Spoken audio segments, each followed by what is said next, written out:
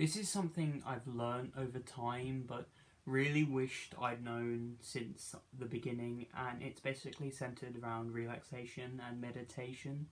The general fact is you cannot have just one thought in your head at any time, like a singular thought. Your meditation and your relaxation, these sessions need to be complete, intact, and uninterrupted, basically. Opening yourself up to a singular thought leads to a flood of other related, slightly unrelated, completely unrelated thoughts. As soon as one intrusive, invasive thought, not an intrusive thought from inside your head, from outside, gets in, you have killed your calm, basically. You will be flooded with other things. And this is more centered towards beginners who aren't really that well into general states of meditation and stuff, because in the beginning you're just trying to focus on the feelings of yourself and your being, less so fortificate your self and be able to sit through strenuous situations. You're just trying to get to know your state in relax, not fortify. So if you are in that further stage, this may not apply to you, but beginners, without the fortification, your best port of call is for your sessions of however long they are, 5 minutes, half an hour, 6 hours if you're fully Tibetan.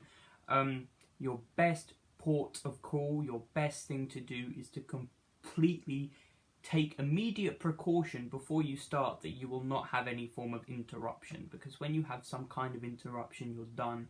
Say one singular your phone beeps, you get a message notification, you don't check the message, so you get that notification, you're calm, you're relaxed, you get that notification, you try and ignore it, but you think, someone's messaged me, messages, and you go on from there. Who could it be? What is it about? Messages, general messages, message, pop, thought, every single thought related to messages, to phones, to content, to whoever it could be, to the sound of the beep. You get 1,000 thoughts in that millisecond that you heard that beep beep from your phone. So, simple case of point in that situation would be, instead of taking your phone and placing it downwards, would be to fully turn it off. That's your best protocol.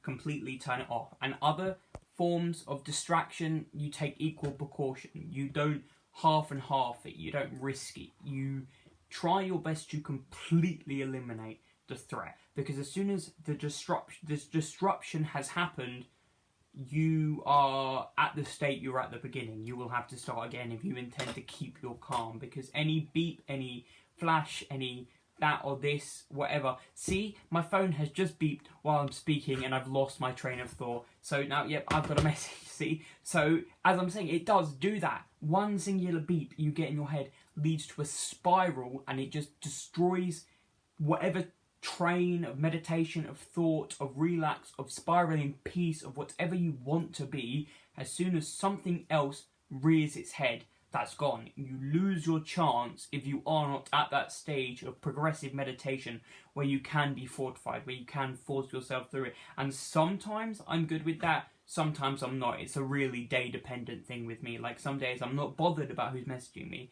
but if I got a message on a certain day, I'll be like, who's that? Oh my god, I was waiting for a message, I thought about a message, I think this person's got reason to message me, oh no, this person shouldn't be messaging me, and then it just spirals, and you cannot meditate, and you end up being in a worse place than when you sat down or lie down, or however you perform your meditation, prostrated, standing up, I don't know. However you started, you're in a worse place because you've had this disruption that has ruined an incomplete, unintact session. You need the complete session for the benefit. You need to take the precaution before you're even ready to sit down or whatever and start meditation session or relaxation session or calm session. You need to make sure distractions will not happen, not probably won't happen. Because if they happen, you're done for the session. You will not be able to, 1, continue the session, 2, reach that same state, 3, possibly not even get back into the swing of the meditation in that moment. You would have to wait for a whole new opportunity to do it. You would be whacked out of the brain set, the mindset, and as soon as you're kicked out of that mindset, it's such a hard one to achieve. Getting it just once in a day, in a session, that's impressive. So you don't get the chance to do it again once you've been disrupted.